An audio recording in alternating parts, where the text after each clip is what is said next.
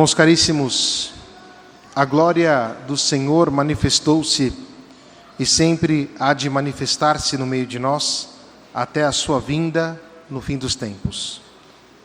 Nos ritmos e nas vicissitudes do tempo, recordamos e vivemos o mistério da salvação. O centro de todo o ano litúrgico é o Tríduo do Senhor, crucificado, sepultado e ressuscitado, que culminará no domingo de Páscoa, este ano, a 20 de abril.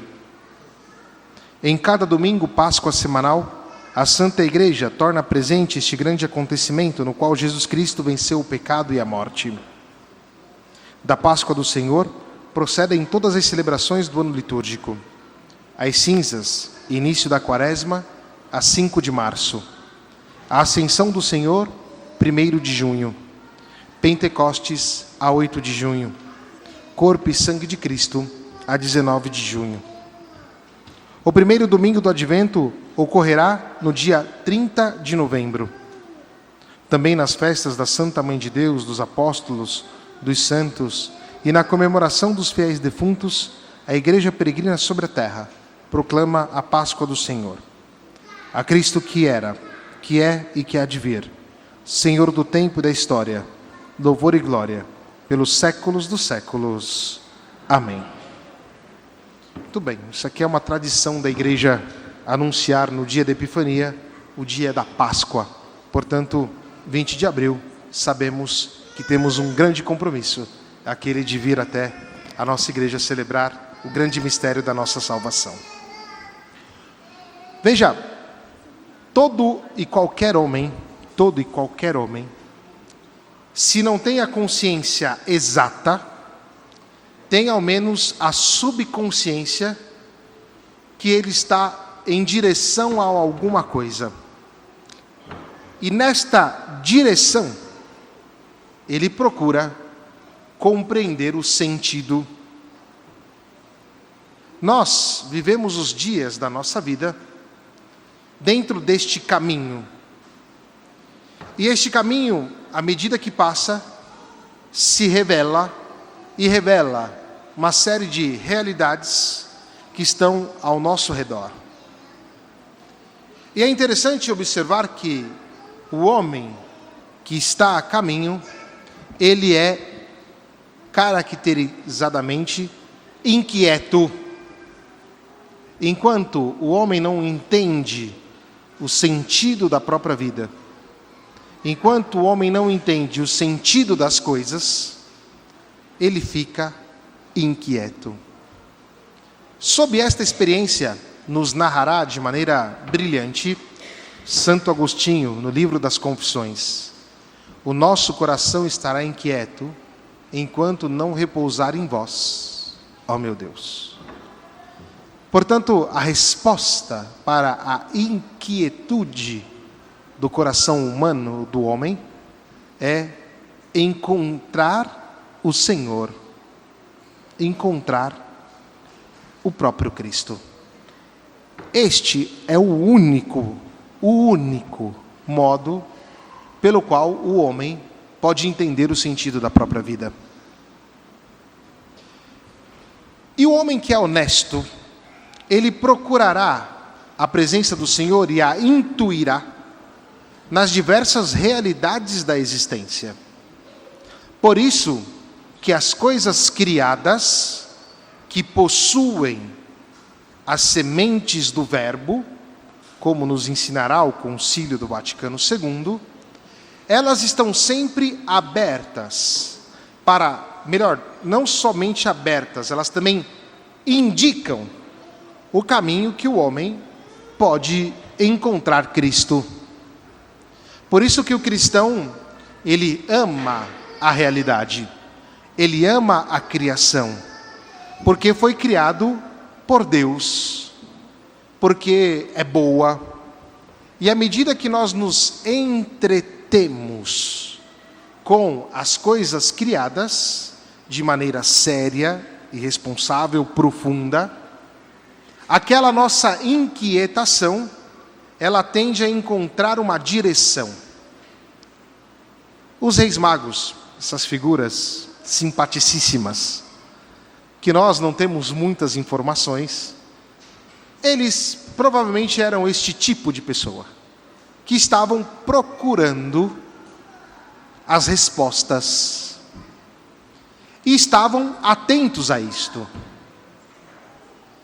Quando nós deixamos de procurar as respostas que nós procuramos, e quando nós perdemos a atenção, a nossa vida se torna uma vida muito chata. Se torna uma vida em looping. Sempre as mesmas coisas, sem compreender as novidades que as realidades nos propõem. E de fato, nós vivemos em um mundo em que as pessoas, infelizmente, perderam o sentido da busca. E é quando nós começamos a achar que o que satisfará o nosso coração serão as coisas deste mundo. O que eu quero dizer? As coisas desse mundo, elas são boas por natureza porque Deus criou. A busca do homem, ela é real, ela é sincera e é necessária. E o homem vai encontrar as respostas na criação. E é por causa desta criação, o verbo que se faz carne, assume a nossa condição humana. Ele entra dentro desta relação criatural, sendo Deus. Agora nós temos essa possibilidade porque nós vemos Deus encarnado. Mas o que eu quero dizer é, se o homem não compreende que no mundo criado existe uma abertura para o infinito, que é a única possibilidade que vai resolver o coração dele, obviamente quando encontra Jesus, ele então se perde. E aí vai viver nas mesquinharias, vai viver nas efemeridades. E nós, às vezes, somos vítimas disso. Pensemos. Quantos de nós pensamos, começo comigo, tá? Que se ganhássemos na Mega Sena da virada, teríamos resolvido os problemas da nossa vida, né? Começo comigo, ok? Quantos de nós pensamos que ter o último celular, ou encontrar o amor da nossa vida, ou fazer a viagem dos sonhos, vai satisfazer o coração? Todos de nós pensamos nisso. Porque isso revela o desejo do nosso coração para as coisas grandes. E isto aqui gera uma simpatia em relação a nós. É bonito, que bom que nós temos isso. O problema é quando nós procuramos em lugares fechados, achando que o celular vai me resolver, achando que aquele grande amor vai me resolver, achando que aquela situação da vida vai me resolver. E não é isto. As coisas, elas nos ajudam a procurar aquilo que é grande, a entender que, enquanto não encontrarmos o Senhor, o nosso coração estará inquieto. E por isso que se exige de nós uma certa atenção. Hoje nós vemos que as pessoas estão perdidas. Não conseguem mais se concentrar na realidade e nas coisas. Estão todo momento hiperestimulados, procurando coisas para satisfazer aquela sensação de vazio, que no fundo é a sensação, nem é a sensação, é o desejo de algo maior. E por isso, quando o homem deixa de buscar o sentido da própria existência, ele passa a ser vítima e presa fácil das coisas deste mundo. As grandes empresas, sobretudo de comunicação, elas investem pesado nessas coisas, porque eles entendem que o homem tem um coração insatisfeito. E por isso a todo momento estão oferecendo coisas e mais coisas, tudo aquilo que... E aí nós podemos entrar nesse looping. O que eu estou pedindo para você hoje é, vamos sair desse looping e vamos nos concentrar naquilo que é decisivo. A sua vida é chamada a algo grande. As suas relações com o mundo criado e as suas relações humanas indicam o caminho para esta realidade grande. E por isso somos simpáticos a isso, não negamos isso. E os reis magos são esses que nos ajudam a entender. Olha o que acontece com eles. Eles, vou usar uma palavra difícil, tá? Prescrutando a natureza, ou seja, ouvindo, atento às coisas que estavam acontecendo, foram atirados, tiveram a atenção tomada pela estrela no céu. E agora, eles entendem que esta estrela levará eles para o encontro com o Messias. Jesus se manifesta a todos através também da criação. Mas a criação, com tudo o que ela tem, ela, talvez é um pouco difícil dizer isso, não é suficiente, porque não é suficiente enquanto não encontrarmos o sentido desta criação, seria esta a ideia. E eles se colocam a caminho. Meu irmão e minha irmã, eu e você, se levarmos a sério a nossa vida, os acontecimentos, aquilo que nos circunda, nós vamos viver uma grande aventura. Imagina quantas aventuras os reis magos não viveram. Passaram por estradas, por povoados, seguindo a estrela, com fé, confiantes que eles não seriam traídos, cheios de esperança. Sempre, eu vou usar muito a palavra esperança esse ano, viu? Porque nós estamos no ano jubilar da esperança. Esperança, ela vai aparecer sempre. E eles vão naquela direção. Não vamos ser ingênuos. A nossa busca por Jesus Cristo, ela também passará por situação difícil. E situação difícil que pode ser disfarçada de situação boa, hein? Eles chegaram, então, a Jerusalém e perguntando onde é que estava o rei dos judeus, que devia nascer ali. E eles foram acolhidos por ninguém menos que Herodes, o rei daquela região naquele momento. Imagina quantos salam-aleiques não para recebê-los. Herodes, que deve ter colocado eles no melhor lugar do palácio, procurou dar o melhor que tinha, porque Herodes tinha uma intenção maléfica, maldosa. Quando nós estamos indo ao encontro de Cristo, é muito provável que nós encontraremos também os palácios de Herodes. Porque o mal, ele nunca se apresenta como mal, ele sempre se apresenta como bem. E o mal é mentiroso, o mal nunca é verdadeiro. Herodes recebe esses aqui, vai consultar com os anciãos, vai criar um modo, mas uma situação vazia. Aí nós podemos entender, interpretando o texto, não? Herodes chama os magos em segredo, que é o contrário daquilo que o Senhor nos propõe. O Senhor nos propõe uma luz, não uma escuridão. Herodes vai com esta ideia do segredinho, que muitas vezes nós caímos em pequenas coisas. Olha, eu vou contar um segredo para você aqui, não fala para ninguém não, tá? A menina lá do escritório está fazendo não sei o quê. Ou então o carinha lá do CEO lá, está fazendo não sei o que lá.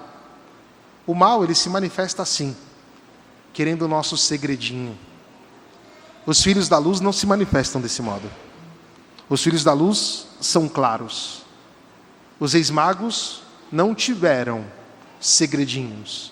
Aonde está o rei que devia nascer? Ou seja, tem clareza naquilo. Tem clareza da missão deles.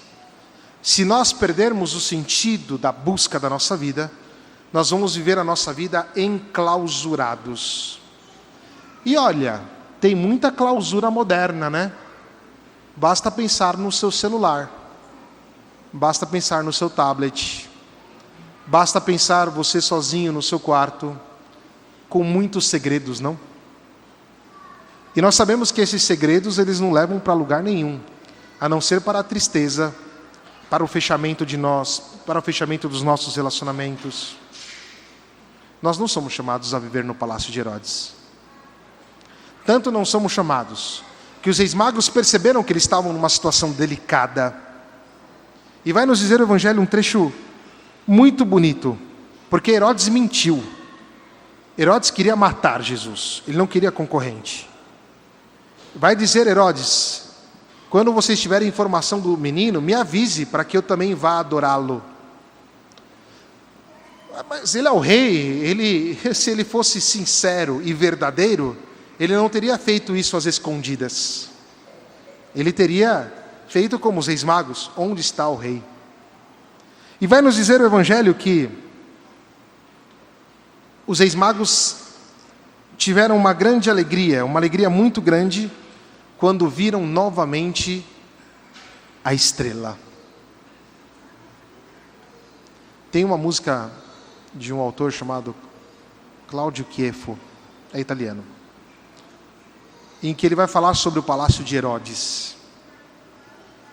E ele vai dizer assim: não confie, ainda que Herodes diga que seja amor.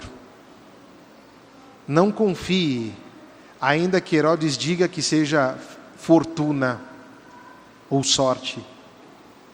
Confie naquilo que Jesus, que Deus põe para você. Os magos sentiram novamente uma grande alegria. Esta alegria que nós não vemos no palácio de Herodes. E retomam então o caminho.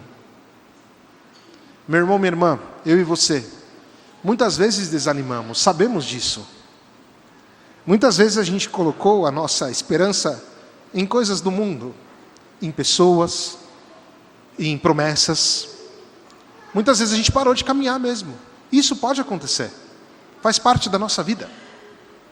Mas Jesus não nos deixa abandonado. De alguma forma, a estrela brilha no céu novamente. Tem um salmo que fala: não, seja firme e a luz brilhará. A luz brilha. E esta alegria dos reis magos é a alegria profunda de quem resolveu se colocar novamente em caminho. De quem resolveu deixar de lado o mundo, as mazelas, o palácio de Herodes. De quem resolveu seguir confiantes nas promessas do Senhor. Talvez você hoje seja chamado a isso, e posso dizer que na nossa comunidade e com os amigos que são testemunhas, nós experimentamos isso. Quantas pessoas que estavam, e estou falando de gente que está aqui nesta igreja agora, quantas pessoas tinham parado no caminho, e de repente por uma palavra, por um gesto, por um estar junto com os outros, viram a luz brilhar novamente. Viram essa... Veja, o que é... Aqui é muito poético, tá? O que é a luz que brilha no alto? É o infinito. Nós olhamos... Porque a gente gosta de olhar a estrela?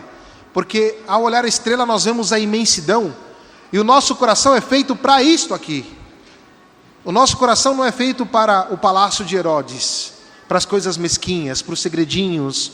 O nosso coração não é feito para os gestos malignos, para a mentira. Não, o nosso coração é feito para a luz que brilha. É como se o nosso coração fosse o recipiente pronto para receber essa luz aqui, ó. E nós queremos isso. E quem nos dá essa luz é Cristo. E os reis magos então foram neste caminho, sem medo, alegres, porque reencontraram a luz. E esse é o maior milagre que eu pude presenciar no ano de 2024 na nossa igreja. Quantos reencontraram a luz e começaram a brilhar? Começaram a seguir seriamente num caminho de Cristo. E não vou dizer para você que foi um negócio super espetacular, que a pessoa estava assim, e agora encontrei Jesus, minha vida mudou. Não, não.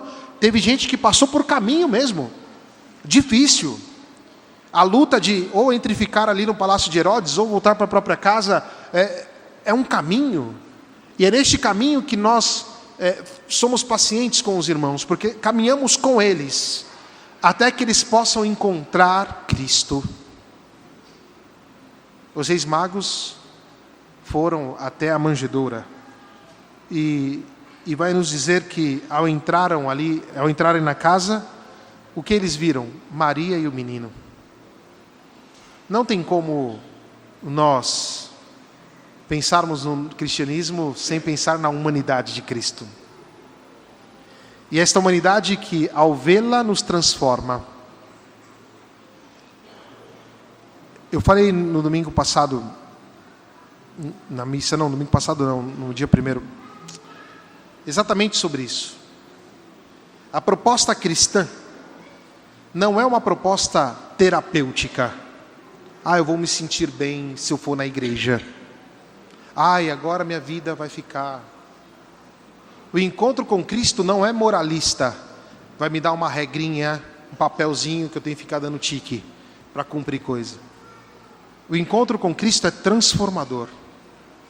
Ele nos pega no profundo da nossa vida e nos transforma. E transforma por quê?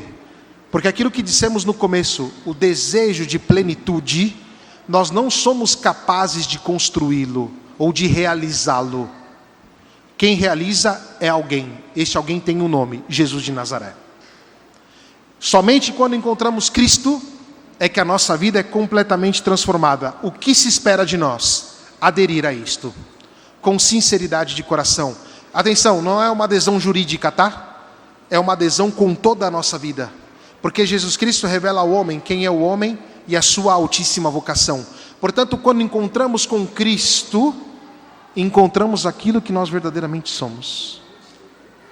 E é por isso, e termina a homilia aqui, que o evangelista Mateus coloca algo muito interessante. Eles foram avisados para não voltar a Herodes. Quando nós encontramos com Cristo, nós não podemos voltar ao palácio de Herodes. Porque agora encontramos o Rei dos Reis. Se Ele é o Rei dos Reis, não tem outra coisa para mim. É Ele e basta. E vai nos dizer, retornaram para sua casa seguindo outro caminho. O encontro com Cristo nos dá um caminho novo. O encontro com Cristo nos tira desses caminhos que talvez nós estamos vivendo nos loopings da vida. É só com Cristo que conseguimos sair dessa roda gigante da vida, desse looping. Ele fura a bolha. Ele nos dá a graça de um caminho novo. Já não temos mais a estrela no céu, porque encontramos a estrela, que é Cristo. Já não precisamos mais de nada para indicar o nosso caminho, nem de horóscopo, de cartomante, não precisamos de nada, porque tem Cristo. E nós nos tornamos a estrela, porque agora nós somos iluminados por Cristo. E eu e você, neste ano missionário da Diocese, somos chamados a ser a estrela que conduz as pessoas até o encontro com o Senhor, por um caminho novo. Que tenhamos a coragem de assumir isto, com alegria, com responsabilidade, de assumir o fato que encontramos quem realmente dá o sentido para a nossa vida, Jesus. Que Maria, São José, os Reis Magos, intercedam por nós. Que assim seja. Amém.